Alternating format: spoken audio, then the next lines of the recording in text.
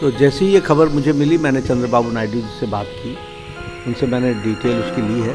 जो रिपोर्ट है जिस सोर्स से आई है उस रिपोर्ट को पूरी तहकीकात करके उसके सारे पहलुओं को ध्यान में रख करके suitable action will be taken accordingly. India is the highest beef exporter.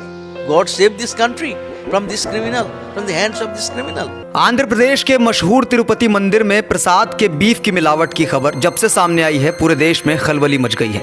Tirupati मंदिर में लड्डुओं का प्रसाद तैयार किया जाता है। यहाँ हर रोज 3 लाख लड्डू बनाए जाते हैं और बांटे जाते हैं। बीते दिनों सत्तारूढ़ तेलुगु देशम पार्टी ने यह दावा किया था कि गुजरात स्थित पशुधन प्रयोगशाला ने मिलावट की पुष्टि की है। टीडीपी प्रवक्ता अनम वेंकट रमना रेड्डी ने एक प्रेस कॉन्फ्रेंस में कथित लैब रिपोर्ट भी दिखाई थी जिसमें दिए गए घी के नमूने में बीफ टैलो की मौजूदगी की पुष्टि हुई है। मामला लोगों की श्रद्धा का था तो इस पर राजनीतिक रोटियों का सिकना भी लगभग तय था। भाजपा के राष्ट्रीय अध्यक्ष जेपी नड्डा ने कहा कि मामले में उचित कार्रवाई की जाएगी।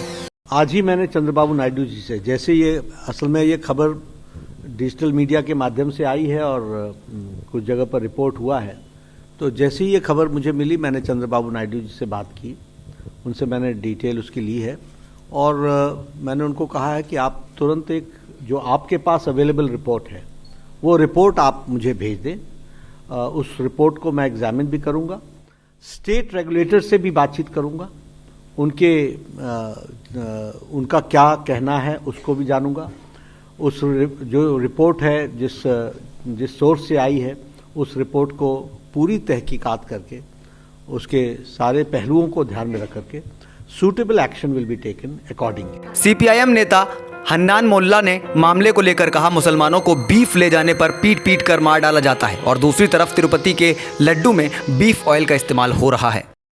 After BJP came to power, in the name of carrying beef, hundreds of Muslim boys were lynched, killed. Even a Hindu boy was killed recently in Haryana on complaint of carrying beef. And at the same time, how duplicity is there. India is the highest beef exporter in the world. They are killing beef, cow and buffalo and sending meat in the foreign countries. So this is a contradictory behavior. After BJP came to power, this type of cheating is going on. On the one hand, they are taking very high position, why cattle are being killed, and on the other hand, they are killed and selling in the international market. But this is the happening, and now it is unfortunate that in the topmost place of worship of the Tirupati, their prasad has been identified with some sort of this complaint. This is very, very unfortunate things happening. All these are contradictory. What is happening in this country? On the one hand, they are opposing killing the beef carrier. On the other hand, they are allowing the beef oil in the temple, biggest temple. I think this is what is happening. We do not know. I told now I do not believe in God, but this country, I hope God save this country from this criminal, from the hands of this criminal.